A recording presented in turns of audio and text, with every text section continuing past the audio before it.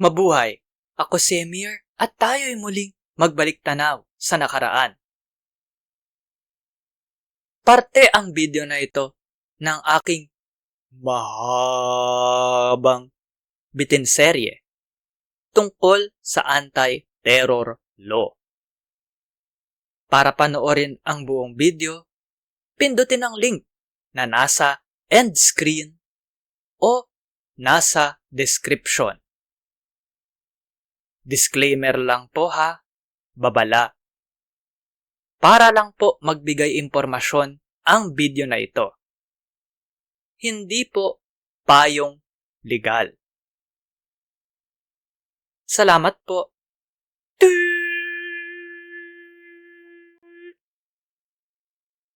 Paano na yung designated? At tatalon tayo ha, kasi itong lihim o classified information pwede ring gamitin sa mga kaso ng proscription. Kahit kasong kriminal, akusado, respondent, precautionary hold departure order, limitasyon sa karapatang maglakbay, suspect o target sa surveillance pagmamanman.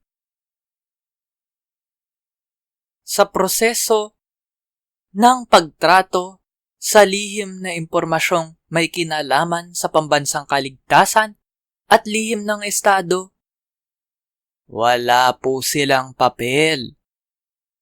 Ang may papel lang po, ATC, AMLAC, DOJ, Law Enforcement, Militar.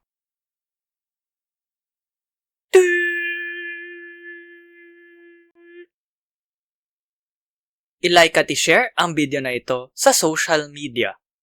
Mag-subscribe at pindutin ang batingaw o bell. Panoorin ang iba pang Emir's Bitin, Baliktanaw/InHindsight. Suportahan ang palabas sa Patreon, sa PayPal, o magbigay ng crypto. Salamat sa kapatid kong si G-G Arts para sa aking avatar. Tignan at suportahan ang kanyang mga gawa sa mga link sa description. Para po panoorin ang buong seryeng ito, pindutin ang link na lalabas sa end screen. Dapat ngayon na. Maraming salamat po. Hanggang sa muli. At ingat.